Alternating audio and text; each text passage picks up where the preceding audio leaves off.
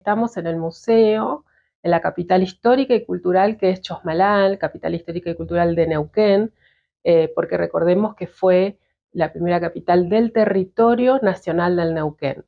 Estamos hablando de hace 137 años atrás, en realidad, bueno, un poquito más de años atrás, desde cuando se asienta el fuerte Cuarta División en estas latitudes, en este cerrito puntualmente, que va a venir Uriburu con la vanguardia, como se dice, de la Cuarta División y se asienta. Y posteriormente va a venir Olascuaga, eh, bueno, con la idea de fundar una capital. ¿Cuántos años estamos hablando, Cintia? Bueno, el fuerte estamos hablando de 1879, ¿no? El asentamiento donde se comenzaron a erguir casas de adobe, porque era lo que había, el material que había, pero de Chosmalal sabemos que 137 años, ¿no? ¿Qué quiere decir esto? Que, eh, digamos, 8 años después, o 9 años, ¿no? En 1887, Olascuaga va a decidir poner acá la capital del territorio. Recordemos que él viene haciendo intentos en diferentes lugares, Ñorquín, Campana Mahuida, y Chosmalal es el tercer intento, y que efectivamente va a quedar, de fundación de la capital. Entonces cuando él llega, ¿con qué se encuentra? Bueno, se encuentra con el caserío, esto lo dice Raone, con el caserío del asentamiento de la Cuarta División, que estaba en este cerrito, donde hoy se emplaza el Museo Las Cuagas.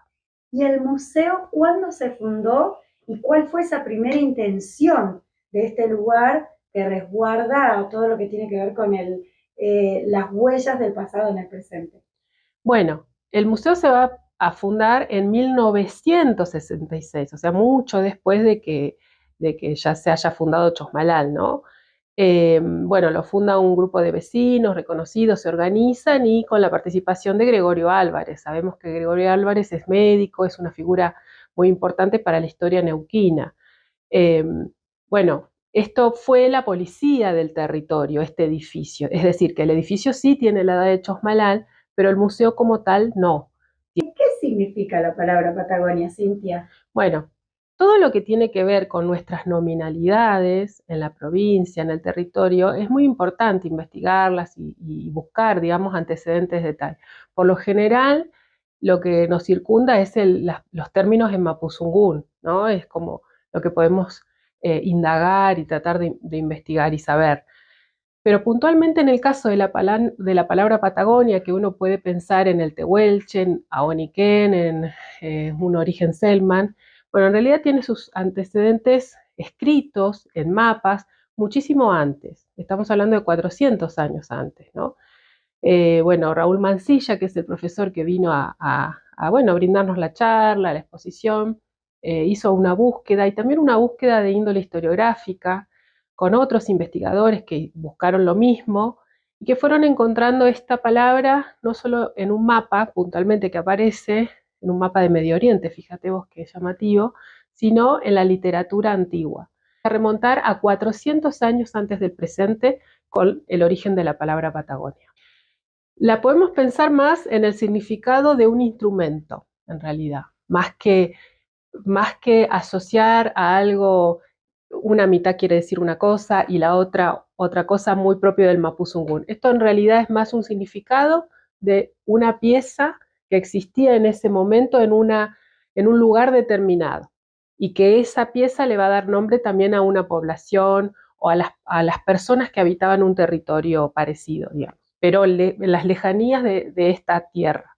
¿En esta región de la Patagonia, de la provincia, nace la historia del Neuquén? Y según las dataciones podríamos decir que sí, por ahora. Principalmente podríamos pensar en Cueva Huenul, que la tenemos aquí nomás, entre Barrancas y Butarranquil. La presentamos en esta sala de arqueología, presentamos estos primeros asentamientos o primeras personas cazadoras recolectoras que estuvieron por este territorio, que son, digamos, de suma importancia para la historia de la presencia humana en la Nor Patagonia.